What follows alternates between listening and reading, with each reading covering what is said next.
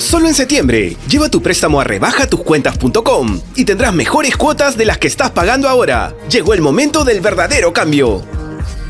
Estamos estos temas con Juan Cheput, exministro y excongresista. Buenas noches, bienvenido. Muy buenas noches, Giovanna. Un placer. A ver, ¿cuál de los cambios, digamos, porque han sido seis cambios, 4 nuevos, 2 intercambios de posiciones con ministros que todavía permanecen, pero en nuevas carteras, es uno que a usted realmente le sorprenda? Para utilizar un término en particular. Bueno, dentro de los nombramientos me sorprende el cambio de Paola Lazarte. ¿No? La exministra del MTC. Creo que con eso se está pensando en reactivar un sector. La señora Lazarte era muy mediática, pero lamentablemente parece que ha sido poco efectiva. El tema del fenómeno del niño y la reconstrucción, creo que le han pasado factura. Y por otro lado se coloca a una persona que, no teniendo características de ser muy dinámico, como el señor Raúl Pérez Reyes. Que deja producción. Deja producción. Ahí tiene ahora un gran desafío. Yo creo que una de las primeras cosas que tiene que hacer el nuevo ministro es limpiar de aquellas personas ligadas a Martín Vizcarra, que nombró la señora Paola Lazarte, y por otro lado hacerle frente de una vez a la corrupción de las empresas chinas. ¿Eso es lo mediático y político que le hacía peso o sombra a Paola Lazarte? Yo creo que Paola Lazarte tuvo varios enfrentamientos mediáticos y varios cuestionamientos, empezando por el nombramiento de estos funcionarios cuestionados y luego por continuar con una política de acercamiento a unas empresas chinas que ya hay un patrón de comportamiento, y lo ha dicho la misma Contraloría. Son empresas que ganan la licitación, reciben el adelanto y luego se marchan del país. Y no pasa nada y siguen trabajando con otros nombres y siguen viniendo. Entonces ya hay que ponerle coto a eso. Espero yo que el ministro Raúl Pérez Reyes, que es una persona correcta, yo he tenido oportunidad de hacer seguimiento a su trayectoria como ministro de la Producción, agarre esa papa caliente en transportes y se dedique a limpiar el ministerio y a la eficacia que se necesita en estos momentos. Y el otro nombramiento del día de hoy que a mí me llama mucho la atención es el de la ministra de Agricultura. Sí. La señora Contreras, si no me equivoco, Jennifer Contreras.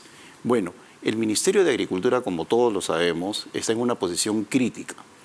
Hay problemas en el ámbito del abastecimiento, de la siembra, de aspectos vinculados a los insumos agrícolas y, por lo tanto, por la gravedad del tema que tiene que ver con la seguridad alimentaria, se tenía que haber colocado a alguien con trayectoria en el sector agrícola. Y la señora es una ilustre abogada y no tiene mayor experiencia que en el ámbito burocrático, ¿no? Entonces yo creo que allí sí hay un cuestionamiento de arranque. Y digamos su principal preocupación es la respuesta ante las consecuencias del fenómeno del niño. No solamente eso. En los meses más complejos, mira, ¿no? esos momentos, que ya lo dicen los especialistas, sería fines de este año y el verano 2024. El sector agricultura ha sido el lastre desde el gobierno de Pedro Castillo en lo que se refiere al crecimiento económico. Si bien es cierto, hay una producción positiva del sector privado en el tema de arándanos, pero consecuencia de la inversión privada y de la gestión privada, en el ámbito de construir un ecosistema para el sector, es decir, brindar insumos, mercados, apertura de nuevos horizontes, infraestructura, protección, no hay nada. Y poner todavía, a una abogada y todavía hay varios ministerios invitados, justamente a Juan Cheput lo hemos visto sonreír. Y claro, el fútbol y la selección nos une. Así y su expectativa para mañana, haciendo un paréntesis muy chiquito. Indiscutiblemente gana Perú, ¿no? Por 2-0. 2-0. ¿Y quiénes son sus favoritos? Mi favorito para los goles, yo creo que Paolo Guerrero se va a reivindicar mañana.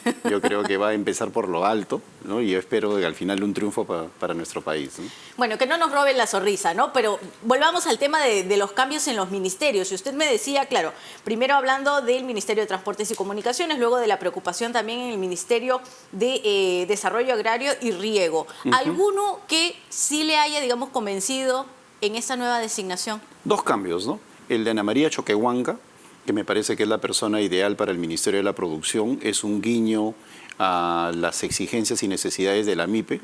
Ana Con María experiencia. Es una persona con experiencia, fue parlamentaria conmigo y fue ministra ya de la mujer, por lo tanto tiene experiencia en ambos lados del escritorio y creo que eso va a ser favorable para empezar bien su gestión.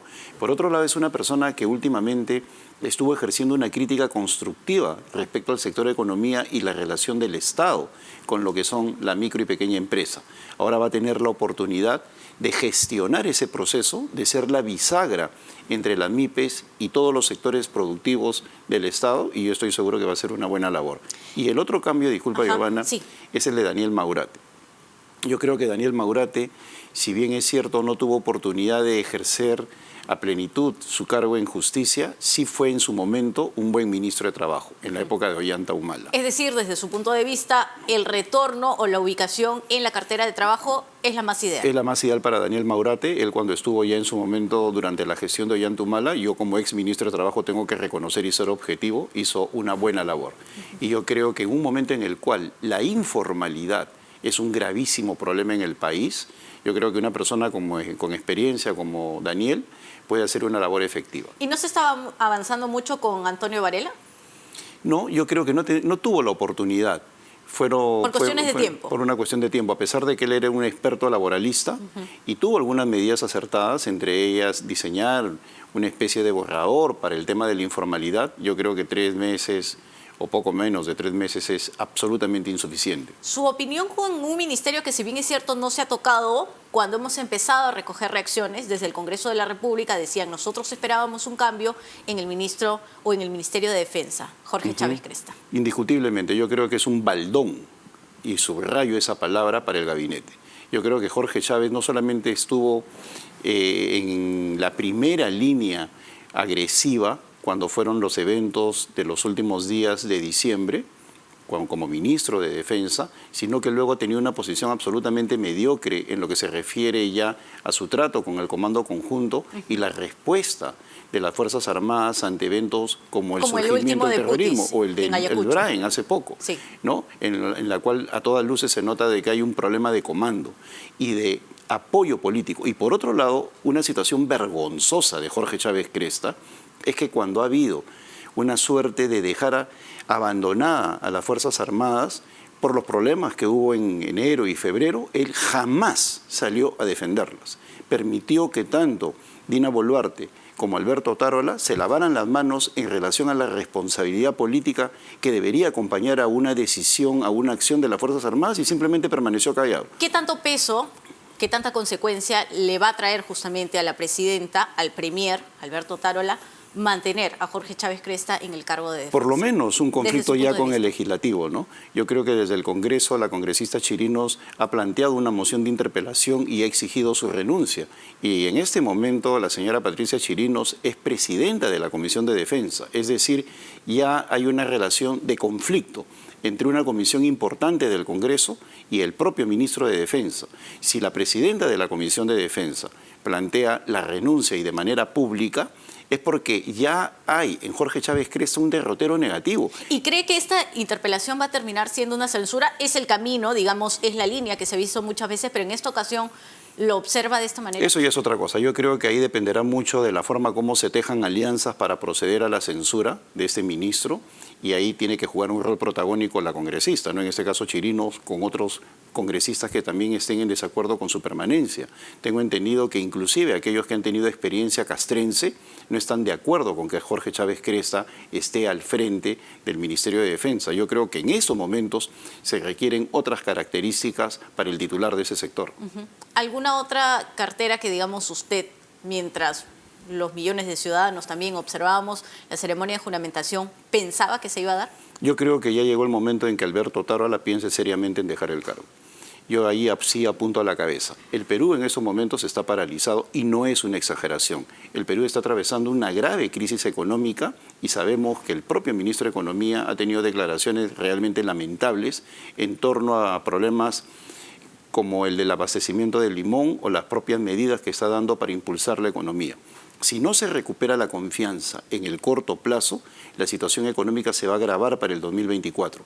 Por lo tanto, creo yo que ya es hora que la presidenta Boluarte piense en un cambio de mayor nivel, y en ese caso sería del premier Alberto Otárola. ¿E inamovible hasta el momento por qué motivos? Porque se siente segura la señora Boluarte con él, tan segura como se sentía Castillo con Aníbal Torres. Es decir, los envuelven, les hacen creer de que estamos en medio de una burbuja, que nada está pasando, y en esos momentos la verdad es que es muy fácil ser premier sin oposición en el Congreso.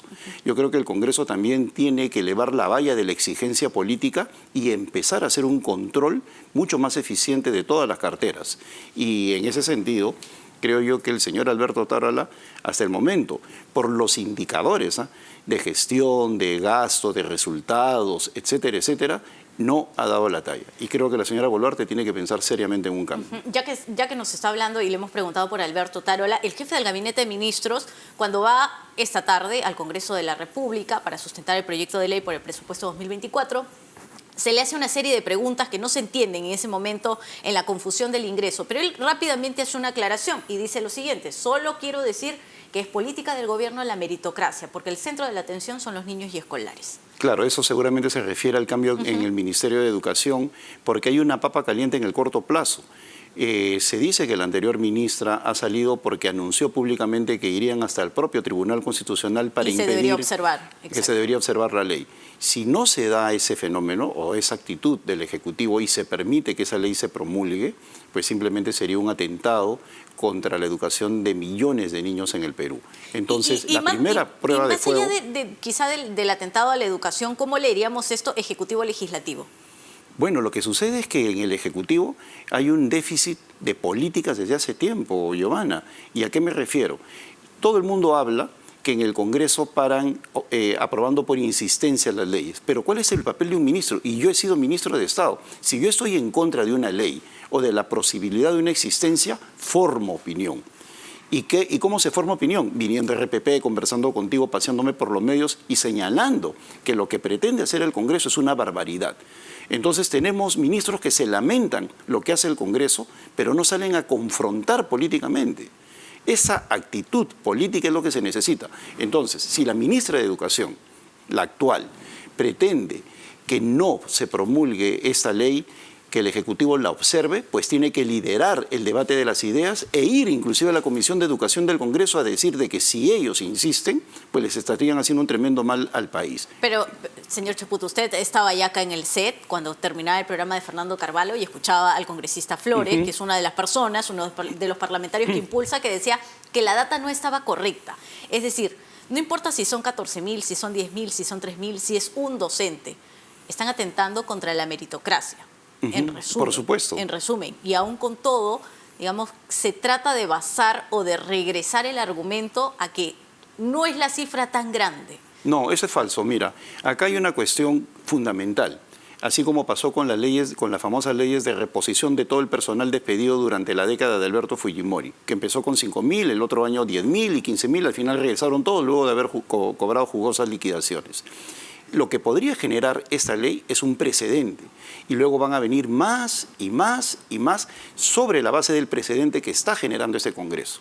Entonces, por eso es que hay que evitarlo, porque uno de los grandes problemas en nuestro país es que el sistema educativo es de muy baja calidad, porque lamentablemente muchos de los profesores o no han sido bien formados o están allí por circunstancias especiales como por las que fueron cesados esos señores.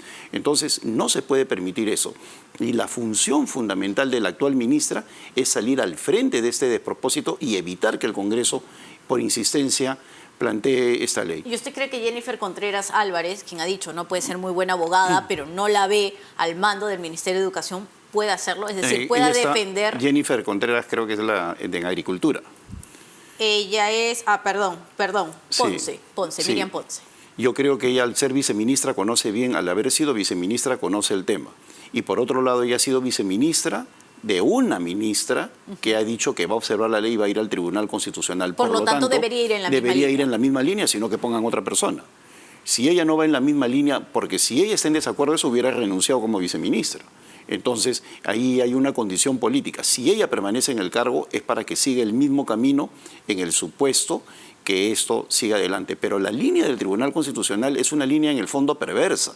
¿Por qué? Porque se hace después de, y puede demorar una eternidad o muy corto tiempo, pero ya no le puedes quitar el derecho a los que ellos se lo daron. Iba a ir a los plazos, ¿no? Poniendo los casos hipotéticos, que efectivamente no la observen en el Ejecutivo y tengan que ir a la vía del Tribunal Constitucional. ¿De cuánto tiempo estamos hablando? Esos tiempos los maneja solamente el Tribunal Constitucional, pero lo que yo temo que puede suceder es que supongamos que el Congreso va por la insistencia ante la observación del Ejecutivo, como hay una serie de lamentables precedentes porque los ministros no han cumplido con su tarea de formar opinión y oponerse a ese tipo de acción. Entonces, si eso hace el Congreso, pues simplemente le estarían haciendo un tremendo daño al sistema educativo del país. Y un retroceso. Un retroceso indiscutiblemente. Y las palabras del ministro serían vapor, serían agua. ¿No? Decir, acá estamos defendiendo la meritocracia, bueno, que honre su palabra y que se oponga firmemente a la dación de esta ley. ¿Cómo toma además algunas declaraciones y regreso a las palabras, por ejemplo, de la congresista Katy Ugarte, que también es una de las que impulsa esta norma, esta ley? Y ella dice, ¿no? Cuando se le consulta por las 7 veces que desaprobó el examen, ella dice, fueron condiciones personales. Es lo único que dice. Bueno, fueron condiciones personales. Si por condiciones personales, yo que soy profesor universitario hace más de 30 años, tendría que aprobar a mis alumnos, pues qué tipo de profesionales tendríamos, ¿no? Eso no rige en un profesor, eso puede ser excepcional. Y además cuando uno califica por la curva, uno ve la performance de un alumno y si este alumno en algún momento sufre una enfermedad, pues uno lo toma en cuenta como un momento excepcional. Esas son situaciones personales. Claro, pero en este caso estamos hablando de eventos evaluativos, discretos, es decir, anuales, no son sistemáticos. Y ella en los 7 años, justo en esos momentos, tiene problemas personales y es desaprobada, pues simplemente en términos estadísticos, para darle el beneficio de la duda, esa es una barbaridad. No puede ser. Simplemente la señora no está capacitada y no rindió adecuadamente el examen. De los ministerios que permanecen, todos, digamos, conforme con el trabajo que se ha venido haciendo, o por lo menos en la línea de labores que se debieron dar, o hay dos ministros que a mí me sorprenden, ¿no? Hay dos ministros que a mí me sorprenden y que fueron inicialmente cuestionados, pero están trabajando bien desde mi punto de vista. Uno de ellos es Vicente Romero. Yo la verdad creo que su permanencia en el gabinete es positiva. Interior. Sí, del Interior. ¿Por qué? Porque no solamente no ha habido ni una víctima con él al frente, sino lo que necesita la policía no es un plan Boluarte ni un plan Bukele, lo que necesita es apoyo político y recursos, porque gestión hay en nuestra policía. Y el otro ministro que a mí me está sorprendiendo positivamente es César Vázquez en el sector salud. César Vázquez, ¿cómo así? Él ha sido, claro, ratificado. En el sentido que está haciendo una labor operativa. Esa es la ventaja de haber trabajado en una posta, luego en un centro médico, luego en un hospital, luego haber sido ministro, presidente de la Comisión de Salud y también ha estado a ambos lados del escritorio. Y sus críticas, o las críticas que recibió inicialmente, las ha volteado. Está liderando el tema del COVID, la reconstrucción de hospitales, las postas, etcétera, etcétera, y está atacando lo fundamental, que es lo que dice la Organización Mundial de la Salud, del ámbito de la prevención para evitar que la gente caiga en algún tipo de enfermedad, y por otro lado, la primera línea de atención, que es donde el 80% de los peruanos asiste primariamente. Construimos grandes hospitales y nos olvidamos que el 80% va inicialmente a la posta. Es verdad. Y en ese sentido, él está atacando eso, ¿no? En esa primera línea de atención. Pero dijo que le sorprendió, porque no tenía muchas expectativas en él. ¿En quién? En César Vázquez. No, lo que sucede es que está actuando muy bien y me sorprendió en el sentido de que la forma como ha reaccionado positivamente a una crítica inicial. En lugar de amilanarse, le salió el talante político e inclusive hasta se ha convertido en una suerte de vocero de facto del gobierno, lo cual me parece positivo, pues algo que se necesita es el ámbito político, ¿no? ¿Algún otro ministro para finalizar? Uno, desde el punto de vista negativo, que si no corrige su posición, creo que realmente tendría que salir, que es el ministro de Economía, el ministro Contreras. Alex Contreras. Sí, yo sí creo que lamentablemente el Perú necesita otro tipo de dinámica. Él puede ser un buen técnico. Yo creo que en generar una percepción positiva sobre la economía, aparte de las medidas. Mira, todos los ministros de Economía que han sido personajes de mucho peso político han generado esa sensación de esperanza. Y aún más, hay 2 premios Nobel que hablan de la relación entre esperanza, pensamiento positivo y mejora de la dinámica económica. Si no acompañamos las medidas económicas con la construcción de una confianza, no va a volver la inversión privada. En estos momentos, el gran problema del Perú es que la inversión privada es negativa. Y es negativa porque no hay confianza, y no hay confianza porque no hay objetivos concretos, y la propia presidenta tiene un lenguaje ambiguo. O sea, se requiere de un premier y de un ministro de Economía que generen confianza en ese inversionista para que vuelva al país todo ese alejamiento del capital privado. Pero son las 2 carteras que, digamos, se ven más sostenibles o estables. Yo creo que por el momento, en todo caso, siendo esa una posición aceptable, ¿no? Desde el punto de vista de algunas personas, yo creo que es uno de los errores que estamos cometiendo la presidenta. La economía necesita reactivarse ya y la presidenta debería de pensar menos en el señor Alberto Tarola como su abogado y más como instructora de consensos, y eso no lo es en estos momentos. Hemos hablado ya acerca del Ejecutivo, el Congreso de la República, el presidente de la mesa directiva, Alejandro Soto, los constantes cuestionamientos, los reportajes en los cuales se están mostrando y de manera cada vez más seguida chats en los cuales sus trabajadores de su despacho coordinan. ¿Coordinan qué cosa? A ver, desde cuentas falsas, respuestas que son ataques a otros congresistas, sobre todo de la región Cusco, donde es él. ¿Cómo lee esto? Él ha dicho que tiene un plazo todavía para defenderse, que se allana, sin embargo todavía su respuesta sigue siendo bastante ambigua. Yo creo que ahí se necesita la exhortación de la jefe de Estado. Si el Parlamento no se pone las pilas para entender de que es una persona que está generando problemas ante la opinión pública y que tiene en la práctica paralizado al primer poder del Estado, pues las comisiones no están funcionando al 100% como debería ser, pues simplemente debería venir la exhortación de la jefe de Estado. Y por otro lado, yo creo que se está incurriendo en un vicio legislativo terrible que hay que ponerle los reflectores. Se están creando comisiones hasta por gusto.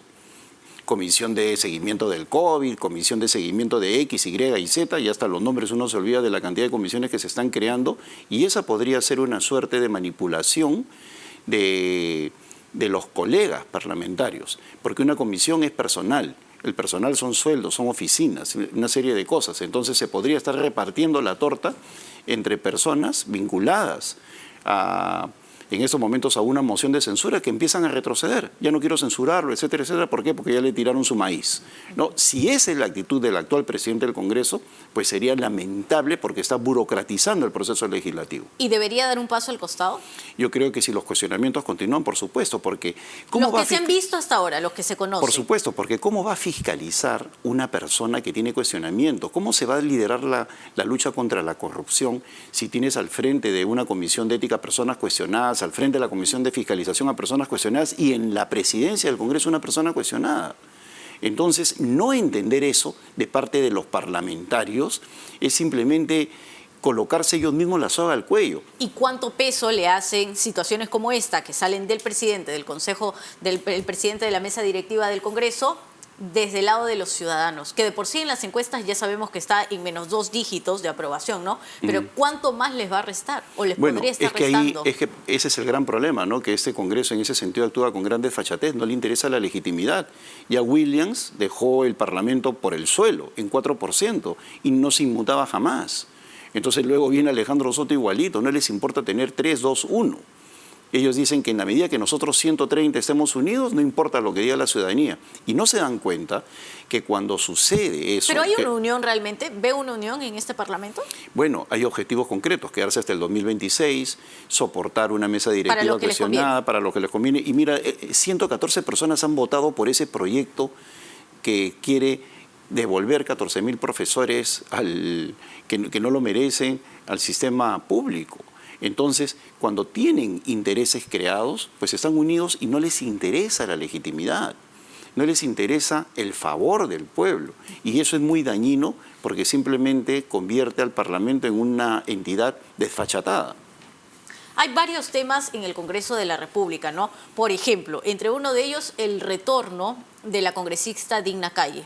Ya varios meses en Estados Unidos, con su familia. Ella ha dicho, yo no recibía dinero, yo he pedido una licencia, a mí no me pagaban, sin embargo, ella ingresaba a ciertas votaciones, a otras no. ¿Qué tipo de medidas se debería tomar con ella? ¿O para eso existe el juicio político? A sus labores cuando habituales? Yo veo que los parlamentarios van por el lado de que el reglamento no contempla eso, entonces ¿para qué está el juicio político? ¿Ella debería ir a el juicio político? Por supuesto, que es la destitución del Congreso por un juicio político. ¿Y por qué? A través de la Subcomisión de Acusaciones Constitucionales. Ella no está honrando el cargo y no se necesita una sanción penal para destituir a una persona que no dignifica el cargo. Entonces, si ella durante 8 meses lo único que ha hecho es destruir la imagen del Congreso con su actitud, es una persona que no merece seguir siendo parlamentaria. Y para eso hay que hacerle el antejuicio, una acusación política en la subcomisión y desaforarla. ¿Se podía tomar esa decisión mientras ella estaba allá en Estados Unidos? Por supuesto, en cualquier momento. Por eso, cuando convierten esto en un tema legal, como sus abogados, pues simplemente están quitándole esencia a la naturaleza del acto político. Cualquier presidente, cualquier funcionario puede que no incurra en una acción penal, pero si su acción es indecorosa y afecta la imagen y sustancia de la entidad a la cual representa, pues para eso está el juicio político, que no necesita un sustento legal, sino simplemente la seguridad de que la persona con sus acciones está afectando la integridad del cargo. Lo último, la del estribo. ¿Se debería retornar a la bicameralidad? Yo sí estoy convencido que es una cuestión importantísima para el país. Lo he defendido durante toda mi vida política y me reafirmo en ello. Lo que sucede es que cuando un Congreso está deslegitimado como este, una posición buena, una política buena, la gente la va a rechazar. Lo que quieren es reelegirse. ¿Me entiendes por qué? Porque no tienen legitimidad. Siendo una medida buena y correcta, pierde peso ante la opinión pública, pues creen que hay una trampita detrás de ella. Bueno, perfecto. Muchas gracias, Juan Chacón. Gracias a ti,